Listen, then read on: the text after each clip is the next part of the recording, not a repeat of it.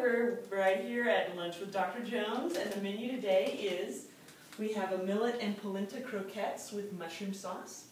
We'll also be having a nice gingered lentil soup, although it's not that cold outside. I thought it was going to be nice and cold for a good soup, but it's coming. Apparently there's a cold front coming.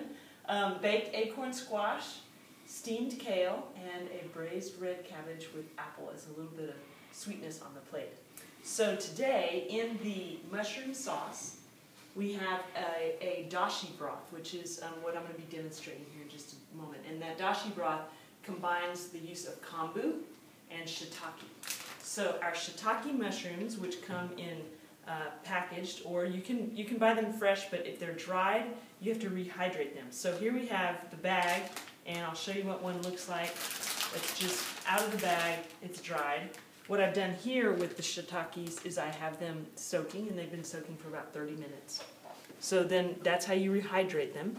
And of course the kombu is actually the sea vegetable that we have referred to before, and the kombu is right now in the pot, and it also is dried here in the bag, but when you put it in the water it actually rehydrates.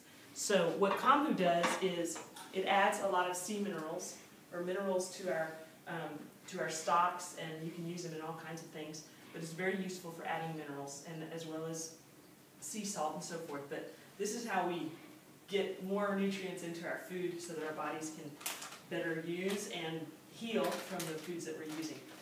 I'll mention this book real quick. Sublime Soups is actually the soup that, or the recipe book that has the gingered lentil soup recipe, which you'll have today in your hands if you choose to go home and give it a try. So the kombu stock, basically you just take the rehydrated mushroom and you're going to slice it into super thin slices. And what I love about this recipe is the other night I just used the stock that was in my refrigerator. I'm going to put it right back into the water, because actually what we're going to do is you use the water that you've hydrated the mushrooms with. You don't discard this water, you're actually going to add it to the broth. Or it is going to be part of the broth. So what we're doing is cutting the mushroom and pulling away the stem there. That one's dry. And the shiitake mushroom, according to the Japanese, many Japanese books that I've read and macrobiotic books, is like one of the kings of the mushroom family in terms of its medicinal uses, and apparently detoxifies the body and certainly adds a lot of healing properties as you use it in your stocks and soups.